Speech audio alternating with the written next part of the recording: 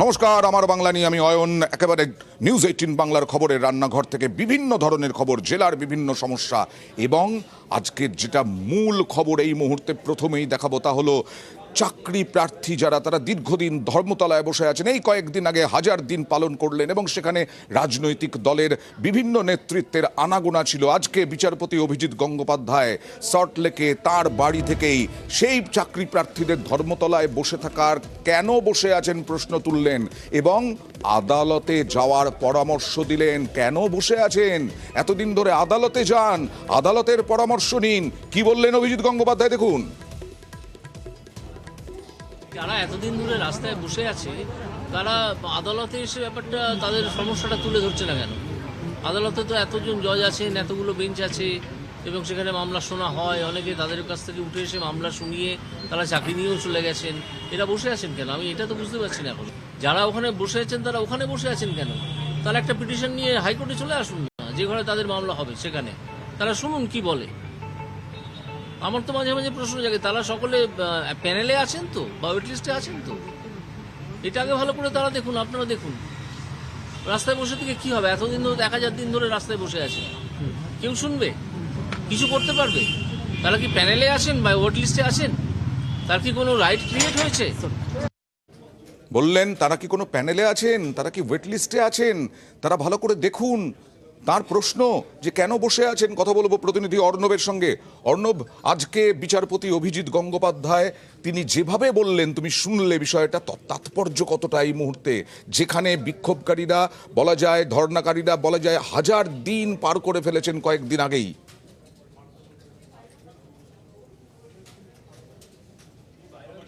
দেখো, বিচারপতি অভিজিৎ গঙ্গোপাধ্যায় চাকরি প্রার্থীদের সাথে কথা বললেন এবং কার্যত এই যে আন্দোলন হচ্ছে, এই আন্দোলনটা কার্যত দিশাহীন অভিমুখে যাচ্ছে। কার্যত তার অভিমুখটা তিনি স্পষ্ট করলেন যে একটা আন্দোলন যেখানে মেরিট না থাকলে চাকরি হবে না, যেটা সরকারের তরফ থেকে বারবার বলা হচ্ছিল, কখনো শিক্ষামন্ত্রী কখনো অন্য নেতারা বলছিলেন, সেই বিষয়টাই কিন্তু এবার বিচারপতি অভিজিৎ গঙ্গোপাধ্যায় স্পষ্ট করে দিলেন। অর্থাৎ যে কোনো চাকরির ক্ষেত্রে মেধা আগে, মেধাই শেষ কথা। মেধা শেষ কথা কিভাবে নির্ণয় হবে? কারণ প্রত্যেকটা নিয়োগের একটা মেরিট লিস্ট হয় এবং সেই মেরিট লিস্টের প্রেক্ষিতে একটা অপেক্ষমান তালিকা বা ওয়েটিং লিস্ট হয়। এই অপেক্ষমান তালিকায় যারা রয়েছেন র্যাঙ্ক জাম্প হয়ে, অর্থাৎ তাদেরকে টপকে কারচুপি করে চাকরি দেওয়া হয়েছে বা ম্যানুপুলেট করা হয়েছে ওএমআর এর নাম্বারে, তাদেরকে পিছনে ফেলে, এই জায়গাটা যারা এস্টাবলিশ করতে পেরেছেন আদালতে, তারা কিন্তু চাকরি পেয়েছেন, পাননি এমনটা নয়। বিচারপতি অভিজিৎ গঙ্গোপাধ্যায় এটাও বলেছেন যে তার কাছে কয়েকজন এসছিলেন, সোমা রায়ের কথা তিনি বলেছিলেন, ক্যান্সার পেশেন্ট একজন, বীরভূমে বাড়ি, তাকে তিনি চাকরি দিয়েছিলেন। শুধু তাই নয়, যদি পরিসংখ্যান আমরা মিলিয়ে দেখি, প্রাথমিক এবং এসএসসি মিলিয়ে প্রায় 3000-এর বেশি চাকরি কিন্তু গেল বছর পুজোর আগেই দিয়েছিলেন বিচারপতি অভিজিৎ গঙ্গোপাধ্যায়। কাজেই মেরিট যদি থাকে, আসলে বিচারপতি অভিজিৎ গঙ্গোপাধ্যায় বলতে চেয়েছেন যে 1012 দিন আজকে এসএসসি নবম দশম একাদশ দ্বাদশের আন্দোলনের দিন, আন্দোলনের দিন বাড়িয়ে, আন্দোলনের ভিড় বাড়িয়ে আদতে লাভের লাভ কিছু হবে না। আন্দোলনের সঠিক দিশা হলো মেরিট, তারা ওয়েটিং লিস্টে আছে কিনা, যারা বসে আছেন তারা কি সবাই অপেক্ষমান তালিকায় আছেন, যদি থাকেন তাহলে মামলা করছেন না কেন? কাজে সেই মামলার পরামর্শ তিনি দিয়েছেন, কারণ তিনি নিজেও একজন আইনজীবী। বিচারপতি হওয়ার আগে তিনি এসএসসির একজন আইনজীবী ছিলেন, দক্ষ আইনজীবী ছিলেন। সেই পরামর্শটা দিয়েছেন এবং কার্যত যে এতদিন ধরে দিশাহীন, কি মাতঙ্গিনী মূর্তি, কি গান্ধী মূর্তি নিচে যে আন্দোলনটা হচ্ছে দিশাহীন, এবং বিভিন্ন রাজনৈতিক দল তাদের সহানুভূতি জানাতে গিয়ে হয়তো এই আন্দোলনের সংখ্যার ভিড় বাড়িয়ে দিয়েছেন, কিন্তু আসল কথাটা কেউ বলেননি। সেটা খোদ বিচারপতি বুঝিয়ে দিলেন যে এই আন্দোলনে, চাকরি প্রার্থী আন্দোলনের দিশাটা হওয়া উচিত এই অভিমুখে। মেরিট লিস্টে থাকলে হাইকোর্টে যান, মামলা করুন, যিনি বিচারপতি হন তিনি বিচার করে সেটা ন্যায্য বিচার দেবেন। আর তিনি এটাও বলেছেন, এই ন্যায্য আন্দোলন করতে গিয়ে যদি কাউকে জেলে যেতে হয় জেলে যেতে হবে। শুধু বসে থেকে 20 বছর বসে থাকলেও চাকরি হবে না, যতক্ষণ না সেটা আসল সঠিক দিশায় হচ্ছে আন্দোলনটা। অয়নদা, ধন্যবাদ। আর কি প্রসঙ্গে কখন বললেন? আজকে এসএলএসটি চাকরি প্রার্থীরা তারা বিচারপতি অভিজিৎ গঙ্গোপাধ্যায়ের বাড়ির সামনে চলে গেলেন, অনেকক্ষণ বসেছিলেন। তারপরে বিচারপতি অভিজিৎ গঙ্গোপাধ্যায় নামলেন, তাদের সঙ্গে কথা বলার পরেই একজন কারো সঙ্গে ফোনে কথা বললেন। আচ্ছা, এই আমার বাড়িতে সল্টলেকে, আমি কোর্টে যাইনি, তুমি হয়তো জানো, আমার বাড়িতে সল্টলেকে বহু ক্যান্ডিডেট যারা ফিজিক্যাল এডুকেশন, ওয়ার্ক এডুকেশানে 2016 SLST, তাদের 2022 নভেম্বরে নাকি কাউন্সেলিং হয়ে গেছে, তাদের মানে অপশন এক্সারসাইজও হয়ে গেছে ইন ডেসক্রিপ্ট অফ স্কুল, কিন্তু তারা রেকমেন্ডেশন পাচ্ছে না এখন। রেকমেন্ডেশন পেয়ে গেছে, রেকমেন্ডেশন জয়েনিংটা পাচ্ছে না, কেন বলুন? বিশ্বজিৎ বাসুর উপরে স্টে আছে, তাহলে তো ম্যাটারটা সুপ্রিম কোর্টে পেন্ডিং আছে, সুপার নিউমারের।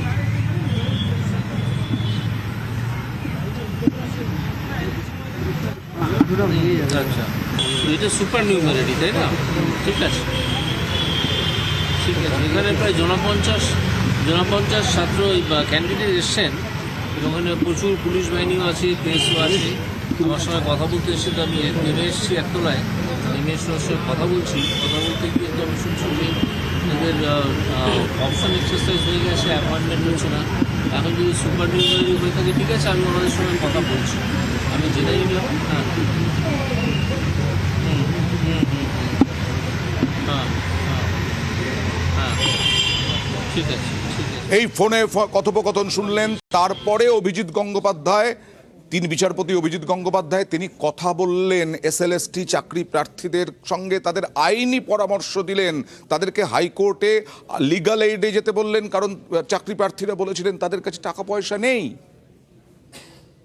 আমাদের বয়স পেরিয়ে যাচ্ছে স্যার, আর মানসিকতা আছে পরীক্ষা দেওয়ার মতো। আজকের পরামর্শ হচ্ছে আপনারা লিগাল এডে যান, একজন আইনজীবীর সঙ্গে ব্যবস্থা করুন, তারা করে দেবেন।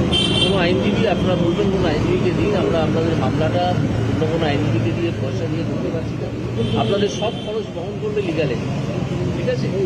গিয়ে কথা বলে একটা আইনজীবীর সঙ্গে এখন কদিন ছুটি থাকবে, তার মধ্যে ব্যাপারটা আপনারা বুঝে যাবেন, গিয়ে আপনারা একটা উপযুক্ত অ্যাপ্লিকেশন করুন বা মেনশন করুন যে কোর্টে মামলাটা হবে সেটা, ঠিক আছে?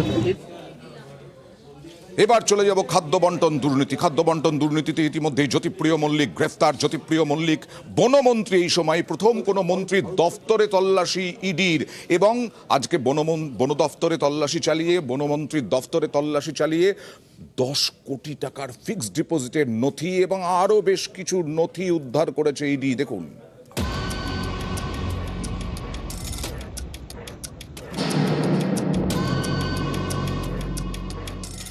রেশন বন্টনে দুর্নীতি, গড়াদের পিছনে প্রাক্তন খাদ্যমন্ত্রী জ্যোতিপ্রিয় মল্লিক।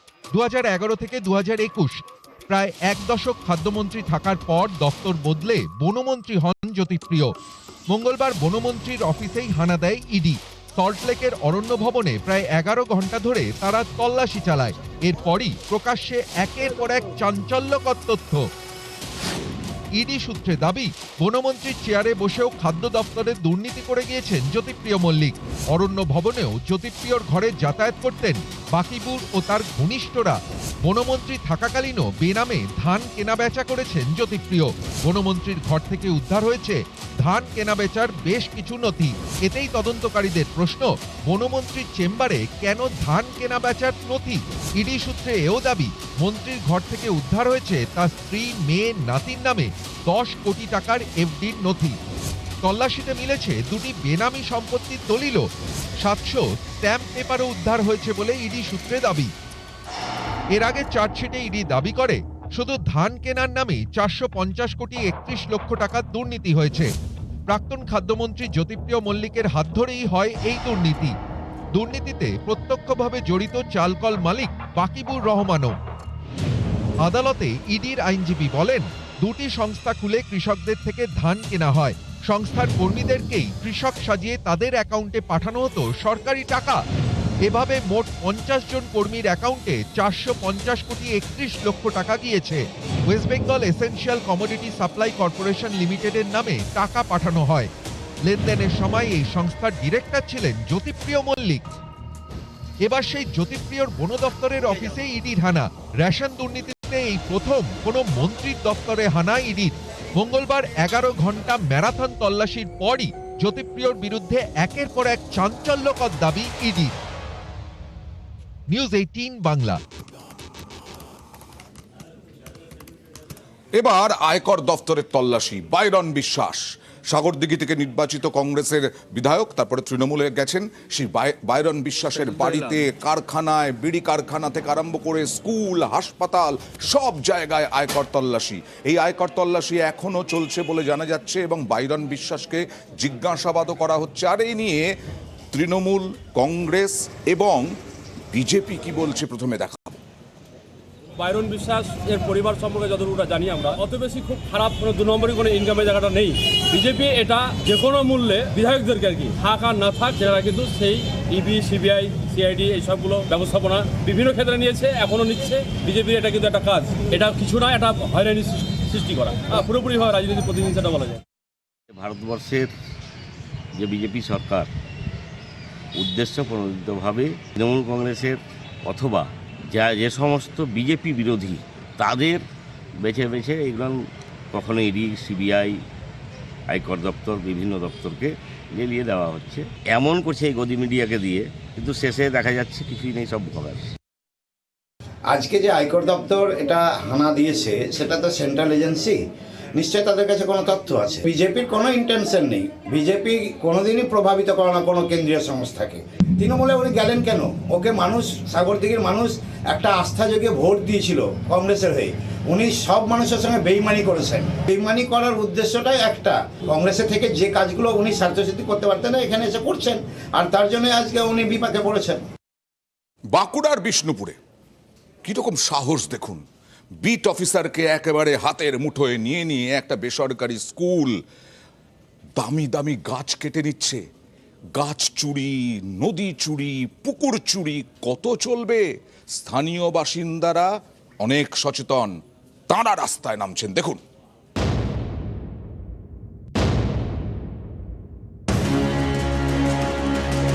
বাঁকুড়ার বিষ্ণুপুর, এখানকার চৌকান সংলগ্ন এলাকায় রয়েছে এই বেসরকারি স্কুল। স্কুলের পিছনে খেলার মাঠ, স্কুল থেকে খেলার মাঠে যাওয়ার রাস্তা নেই, কারণ এর মাঝেই রয়েছে বন দফতরের প্রচুর গাছ, যার মধ্যে অনেকগুলি বেশ দামি। অভিযোগ, স্কুল থেকে মাঠে যাওয়ার জন্য রাস্তা তৈরি করতে চাইছে স্কুল কর্তৃপক্ষ, আর সেই কারণেই তারা গাছ সাফ করে দিয়েছে। অভিযোগ, দিনের পর দিন ধরে চলছে এই বেআইনি কাজ, কাটা পড়েছে মূল্যবান চন্দন গাছও। এর প্রতিবাদে বুধবার স্কুলের সামনে বিক্ষোভ দেখান বাসিন্দারা। তাদের অভিযোগ, স্কুলের সঙ্গে যোগসাজশ রয়েছে স্থানীয় বিট অফিসারের, তাই এভাবে গাছগুলি কাটা সম্ভব হয়েছে। এই স্কুলের কিছু লোকজন রাত্রিবেলা, দিনের বেলায় আমাদের যে জঙ্গল আছে সেই জঙ্গলের গাছ কেটে একটা জবরদখলের মতো চলছে, রাস্তা করে নিচ্ছে বেআইনি ভাবে।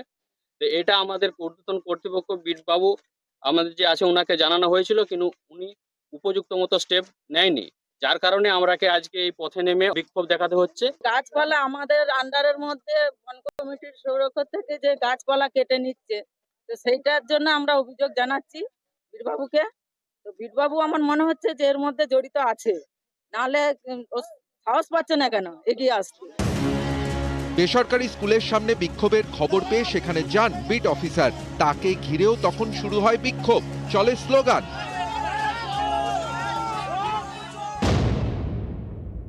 আমি কিছুদিন আগে এখান থেকে 20-30 হাজার টাকার উনার মাল সিজ করে নিয়ে গেছি, ওইখানে গাছ কাটছিল। আমার রেঞ্জ অফিসারকে জানি, আপনার বিরুদ্ধে অভিযোগ উঠছে যে আপনি আপনার মদতে এই ধরনের কাজ হচ্ছে। আমি তো আমার এপিসিতে কালকে আমি নিজে ডেকেছি, এপিসির লোককেও ডাকেনি। বন দপ্তরের নেগলিজেন্সি বলে তখন আজকে কালকে কমিটির লোককে ডেকেছি। এর আগে অনেকবার বলা হয়েছে, এর আগে ডাকলেন না কেন? না, এর আগে অনেকবার বলা হয়েছে, কিন্তু কেউ দলবদ্ধভাবে কেউ আসে। আমি বলেছি রেঞ্জ অফিসারকে যে ইমিডিয়েট যাতে ওই স্কুল কর্তৃপক্ষকে নোটিশ করা হয়। এছাড়া বিট অফিসারকে আমি শোকজ করছি যে কেন এই ধরনের ঘটনা ঘটছে, এবং সমস্ত আইনগতভাবে যা পদ্ধতি হবে আমরা খুব দ্রুত তার ব্যবস্থা নেব। যাদের বিরুদ্ধে এই অভিযোগ, সেই বেসরকারি স্কুল কর্তৃপক্ষের সঙ্গে যোগাযোগ করা হয়, কিন্তু তারা মুখ খুলতে চাননি। গ্রামবাসীদের বিক্ষোভের পর নড়েচড়ে বসেছে বন দপ্তর। বন দপ্তর জানিয়েছে যারা এই ঘটনার সঙ্গে জড়িয়ে তাদের বিরুদ্ধে আইনানুগ ব্যবস্থা নেওয়া হবে। তবে কি বৃক্ষ নিধন বন্ধ হবে, সেদিকেই তাকিয়ে এলাকার মানুষজন। বিষ্ণুপুর থেকে দেবব্রত মণ্ডল, নিউজ 18 বাংলা। খবর দেখানোর আগে প্রশ্ন তুলছিলাম না, পুকুর চুরি, নদী চুরি, গাছ চুরি আর কত হবে? আমরা দেখিয়েছিলাম বর্ধমানে 300 বিঘা জলা জমি ভরাট হয়ে যাচ্ছে। প্রমোটার, জমি হাঙর, একেবারে ওত পেতে বসে বসে। চেয়ারম্যানও জানেন না, চেয়ারম্যানের ওয়ার্ডেই হচ্ছে, কিন্তু চেয়ারম্যান জানেন না, তার মানে কত বড় চক্রান্ত। হ্যাঁ, আমাদের খবরের জেরে ছোটবেলা থেকে যারা দেখে আসছেন এটা জলা জমি, তারা পর্যন্ত বলছেন এটা জলা জমি। আমাদের খবরের জেরে পুলিশ আপাতত বন্ধ করেছে কাজ, কিন্তু আমাদের কিন্তু একটা অবিশ্বাস আছে, সন্দেহ আছে। এটা আবার এখন বলা হচ্ছে যে দেখা হবে এটা জলা জমি কিনা নাকি বাস্তু জমি, কনভার্সন হয়ে যাচ্ছে নাকি। এখানেও তো দুর্নীতি। 300 বিঘা বর্ধমানের ফুসফুস কেটে নেওয়া হবে। আমরা সত্যিই খুব আনন্দিত যে এই শশাঙ্ক জলা, বহুদিনের এই জলা, প্রায় 50-60 বছরের, এটা বোঝাবার জন্য যারা এসছিলেন তাদের কাজ পুলিশ প্রশাসন থেকে এসে বন্ধ করে দিয়েছে। এটা একমাত্র হয়েছে নিউজ 18 বাংলার সৌজন্যে। তারা ব্যাপারটা বুঝেছেন এবং তারা নিউজ করেছিলেন, সেই নিউজের পরিপ্রেক্ষিতে আজকে আমরা সুফল পেলাম। এবার বলি না বারবার যে সরকারি টাকা একেবারে খোলামকুচি, প্রশাসনের স্থানীয় লেভেলে যারা বসে আছেন তাদের কোনো যায় আসে না। কিষাণ মান্ডি হয়েছে কোচবিহারে, হ্যাঁ, কোটি কোটি টাকা খরচ করে, কিন্তু সেটা খোলেই নি, তালা বন্ধ হয়ে আছে। এখন যুক্তি দেওয়া হচ্ছে সেরকম ব্যবসায়ী নাকি পাওয়া যাচ্ছে না। তা আগে দেখেননি কেন? পরিকল্পনা করে কোটি টাকা খরচ করেননি সরকারের? দেখুন,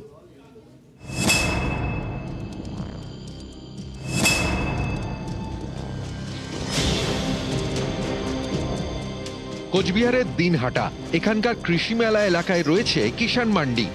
কৃষি বিপণন দপ্তরের উদ্যোগে 2016 সালে শুরু হয় মান্ডি তৈরির কাজ।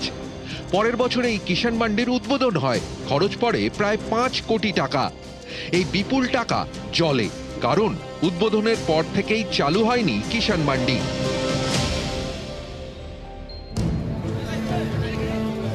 অভিযোগ, প্রয়োজনের তুলনায় স্টলের সংখ্যা কম, তাই সবজি ব্যবসায়ী এবং কৃষকরা মুখ ফিরিয়েছেন। কৃষকরা আসে না, ওখানে আসা কথা ছিল, মাঝেতে কয়েকবার ভিডিও এসে গেছে, এসে ওদের কৃষক যারা মান্ডিতে থাকে তাদের ঘর শর্ট দেখে এরা এখনো আসতেছে না। ঘর কমপ্লিট হবে, তারপরে হয়তো ওরা আসার সিদ্ধান্ত নেবে। তো এইখানে যদি কৃষকরা সবজি বিক্রি করতে আসতো আর কি, তাহলে কি কৃষকদের সুবিধা হতো না অসুবিধা? কৃষকদের সুবিধা হতো, সবারই সুবিধা হতো, এখানকার জল কাদাটা হতো না। দিনহাটাতেই রয়েছে কৃষি মেলা পাইকারি সবজি বাজার। এখানে প্রতিদিন বসেন 100-রও বেশি সবজি ব্যবসায়ী। তাদের কাছে সবজি বিক্রি করেন প্রায় 5000 কৃষক। এই বাজারকেই কিষাণ মান্ডিতে সরিয়ে নিয়ে যাওয়ার কথা হয়, কিন্তু মান্ডিতে প্রায় 30টা স্টল, সেখানে এত সবজি ব্যবসায়ী বসবেন কিভাবে? তাই কিষাণ মান্ডি তৈরি হয়েও চালু হয়নি। আমরা ওপেনিং করছিলাম, চালু করার পরে দেখি চলছে না। আর আমাদের ব্যবসায়ী এখানে আছে 130 জনের উপরে, আর ওখানে স্টল হয়েছে মাত্র 27-28টা, যার জন্য আমাদের ওখানে চলছে না। বাধ্য হয়ে বন্ধ করে এখানে চলে আসতে বাধ্য হয়েছে। আবার আমি কলকাতায় যাচ্ছি, বিধানসভা চলবে, মন্ত্রীর সাথে কথা বলে জেনে নেবো যে কী কারণে বন্ধ আছে এবং কবে নাগাদ হতে চায়। কৃষি বিপণন দপ্তরের যে আন্ডারে আছে, আমি খোঁজ দেবো ওদের কাছ থেকে কৃষি বিপণন দপ্তরের। কবে চালু হবে এই কিষাণ মান্ডি, সেদিকেই তাকিয়ে কোচবিহারের দিনহাটার কৃষকরা। কোচবিহার থেকে শুভঙ্কর সাহা, নিউজ 18 বাংলা। ব্রেকলেস আমার বাংলা। এবার দেখাবো সবংয়ের মানুষের যন্ত্রণা। একটা কাঠের ব্রিজ, পাকা ব্রিজও নেই, সেই কাঠের ব্রিজটাও সারানো হয় না ঠিক করে। ভাবা যায় কেলেঘাই নদীর ওপরে কিভাবে যাতায়াত করতে হয় মানুষকে। দেখুন, নিউজ 18 বাংলার দর্শকদের বলছি না, স্থানীয় প্রশাসনকে বলছি।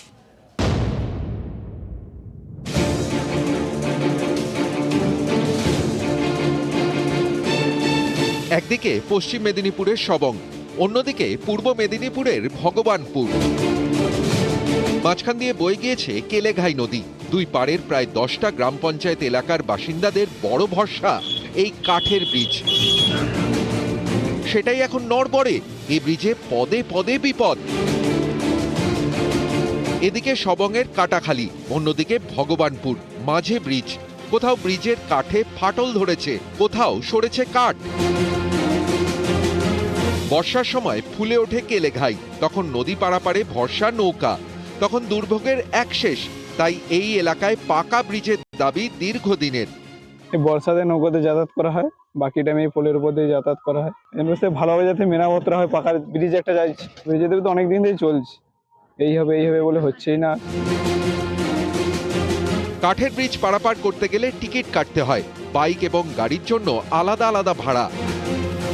অভিযোগ, তাতেও এই ব্রিজ নিরাপদ নয়। বেশ কয়েকবার ব্রিজ ভেঙে গিয়েছে, দুর্ঘটনাও হয়েছে।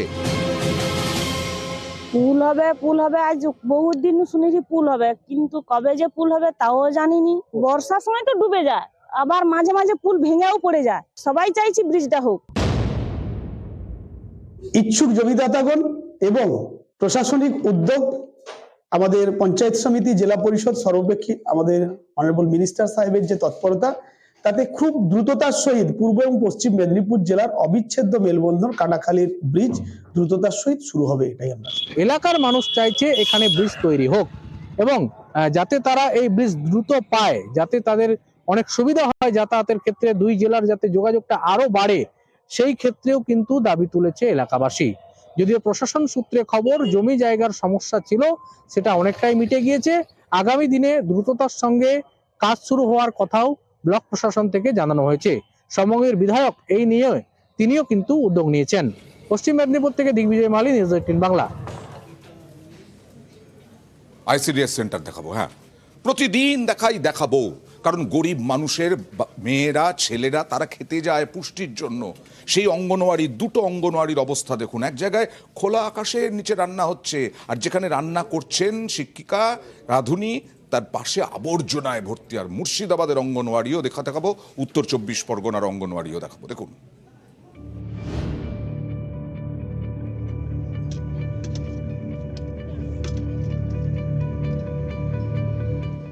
মুর্শিদাবাদের মমিনাবাদ, এখানকার অঙ্গনওয়াড়ি কেন্দ্রে নেই কোনো ঘর। অভিযোগ এভাবেই চলছে প্রায় 30 বছর। কখনো কারো বাড়ির উঠোনে অঙ্গনওয়াড়ি বসে, সেখানেই রান্না, কখনো রাস্তার পাশে, রাস্তাতেই। বর্ষার সময় এই অঙ্গনওয়াড়িতে দুর্ভোগের এক শেষ। অভিযোগ সংশ্লিষ্ট দপ্তরকে বারবার জানিয়েও লাভ হয়নি, তাই ঘুরে ঘুরেই চলছে অঙ্গনওয়াড়ি কেন্দ্র। পুষ্টির রান্না হচ্ছে অস্বাস্থ্যকর পরিবেশে।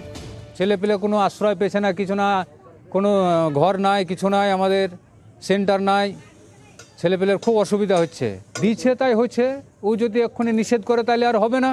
আমাদের ঘর নেই, নিজস্ব কোনো সেন্টার নেই, পরের বাড়িতে খোলা জায়গায় করি 30 বছর। অফিস বলছে গ্রামের লোকে সরকারি খাস জায়গা দিয়ে ঘর করে দেওয়া হবে, আর গ্রামের লোক বলছে যে সরকার জায়গাও দেবে, ঘরও করে দেবে। উত্তর 24 পরগনার বাদুড়িয়া, এখানেও অঙ্গনওয়াড়ি কেন্দ্রের ঘর নেই, তাই খোলা আকাশের নিচেই পুষ্টির রান্না, পাশেই আবর্জনার স্তূপ।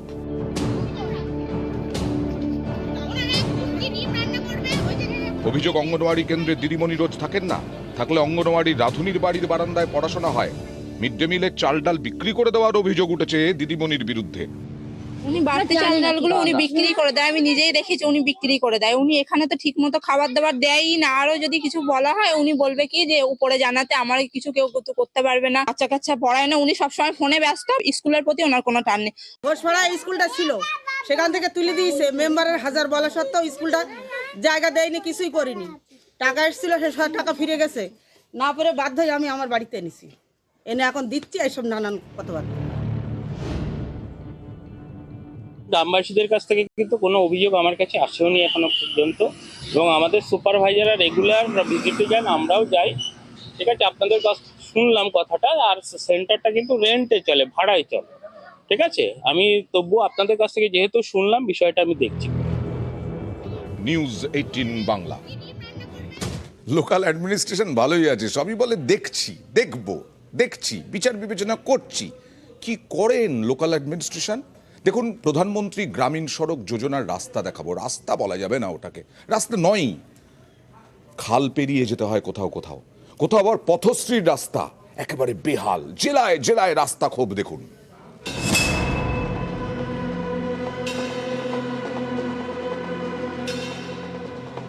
রাস্তার কাজ শেষ হয়নি, তাই এভাবেই পেরোতে হচ্ছে খাল। এ ছবি হুগলির গোঘাটের শাওড়া থেকে নকুণ্ডা, প্রায় 4 কিলোমিটার রাস্তা। 5 বছর আগে এই ঢালাই রাস্তা তৈরি হয়, খরচ পড়ে প্রায় 4 কোটি টাকা। কিন্তু রাস্তার মাঝে রয়েছে খাল এবং বড় নর্দমা, তাই ছোট ব্রিজ এবং কালভার্টের প্রয়োজন। সে কাজই হয়নি, তাই রাস্তা থেকেও নেই। এ পথে প্রতিদিনের সঙ্গী দুর্ভোগ। আমাদের খুবই সমস্যার মধ্যে মানুষ আছে তো রাস্তার জন্য, মানে পোলটার জন্য, বিশেষ করে পোলের জন্য মানুষ সমস্যায় খুব পড়ে আছে, কারণ যাতায়াত করতে পারছে না। তোমার জ্যৈষ্ঠী মাস, তোমার যখনই বৈশাখ মাস পড়ে গেল, নদী যখনই জল পড়ে গেল, লোক যাতায়াত বন্ধ হয়ে গেল।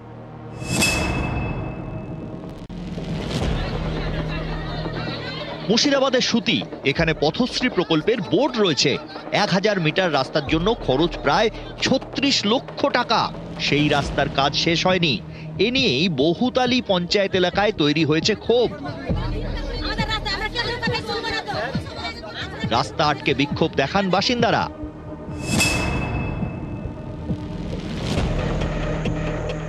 দক্ষিণ 24 পরগনার কুলপি, এখানে নিম্নমানের সামগ্রী দিয়ে রাস্তা তৈরির অভিযোগ। রাস্তার কাজ বন্ধ করে দিলেন বাসিন্দারা।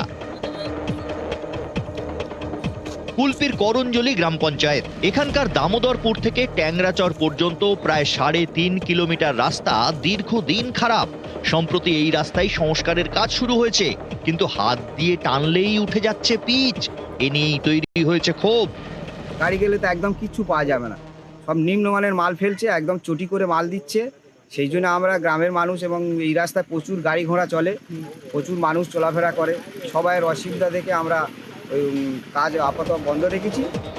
যেখানে খুব দরকার পশ্চিম মেদিনীপুরের সবং, এখানকার সিংপুর বাটিটাকি এলাকায় বসে দুয়ারে সরকার ক্যাম্প। ছিলেন স্থানীয় তৃণমূল বিধায়ক তথা রাজ্যের মন্ত্রী মানস ভূঁইয়া এবং প্রশাসনিক আধিকারিকরা। সেখানেই সবংয়ের রাস্তা নিয়ে মহকুমা শাসকের কাছে অভিযোগ জানান। নিউজ 18 বাংলা। আর আমার বাংলার সব শেষে দেখাবো ভয়াবহ আগুনের ছবি। এ দেখুন, মালদার বৈষ্ণবনগরে একটা বাড়ি পুড়ে ছাই হয়ে গেছে পুরো। কথা বলবো প্রতিনিধি সেবকের সঙ্গে। সেবক, কিভাবে আগুন লাগলো, কি অবস্থা? দেখো, এক কথায় তুমি যেমন বলছিলে ভয়াবহ আগুন, আগুনের লেলিহান শিখা চতুর্দিকে এবং একাধিক বাড়ি পুড়েছে এমনটাই খবর পাওয়া যাচ্ছে। এই মুহূর্তে দমকল বাহিনী ওই এলাকায় পৌঁছেছে, কিন্তু আগুন এখনো নিয়ন্ত্রণে আনা যায়নি। বৈষ্ণবনগরে বেদরাবাদ গ্রাম পঞ্চায়েতের রায়পুর লালাপাড়ায় এই ঘটনা ঘটেছে। যেই বাড়িতে প্রথম আগুনের ঘটনা ঘটে সেই বাড়িতে কেউ ছিলেন না। বিদ্যুতের শর্ট সার্কিট থেকে আগুন বলে প্রাথমিকভাবে মনে করা হচ্ছে। এরই মধ্যে আগুন ছড়িয়ে পড়ার সময় বাড়িতে মজুদ থাকা একটি গ্যাস সিলিন্ডার ব্লাস্ট করে, তারপরে আগুন আশেপাশেও ছড়িয়ে পড়ে এবং ওই এলাকায় আশেপাশের একাধিক ঘর বাড়ি সেগুলি কিন্তু আগুনের রাশে চলে এসেছে। দমকল বাহিনী চেষ্টা করছে আগুন নিয়ন্ত্রণে আনার। ধন্যবাদ।